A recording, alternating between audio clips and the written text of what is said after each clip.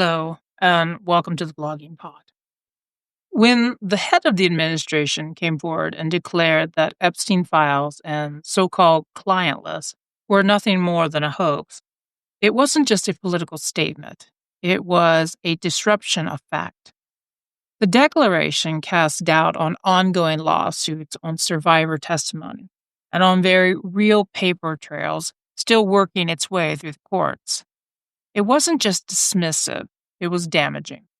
Because while the public was told there's no list, survivors of Epstein's trafficking network are still, to this day, pursuing justice.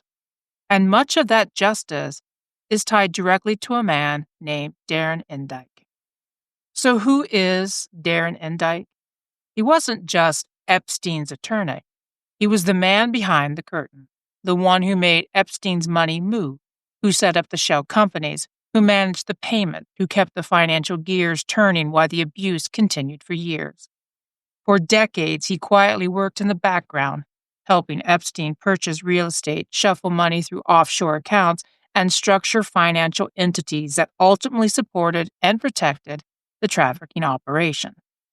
When Epstein died, it was Indyke who became one of the co-executors of the estate, placing him once again in position of immense control. But the real shift came when survivors began naming Indyke in civil lawsuits. These aren't accusations made in a vacuum. They're backed by financial records, internal company documents, and communications that outline how funds were moved and identities were masked. The lawsuits detail how Indyke allegedly arranged sham marriages, managed payment to victims, and helped disguise the true nature of Epstein's empire. In legal terms, this isn't speculation, it's evidence. And that's what makes the narrative around the supposed hoax so hollow. Because even if there's no official client list in the format people expect, typed up, stamped, and alphabetized, the structure of Epstein's network tells its own story.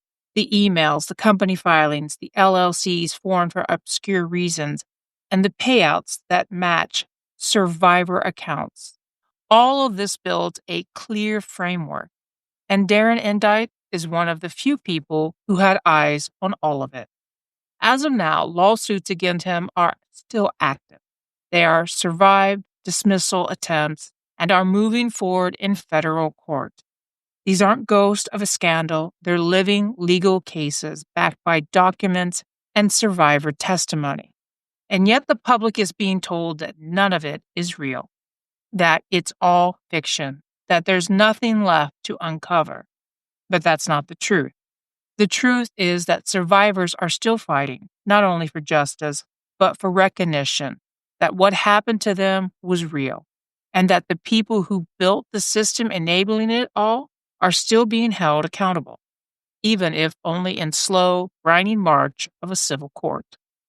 So while the head of the administration may want to rewrite the narrative, the lawsuits against Darren Indyke and the evidence behind them prove otherwise. There may not be a list, but there is a map, a network, a ledger of names and actions built in the bones of Epstein's empire. And that is far harder to deny. And today's podcast sources come from the White House has files on 1.5 Epstein money trail, says Senator. The Times, Trump's subordinates ran an Epstein Ponzi scheme. Now comes the bank run, Washington Post. 2 of Epstein's close advisors can face victims' claims, Reuters. Jeffrey Epstein's estate grows after massive tax refund, New York Post.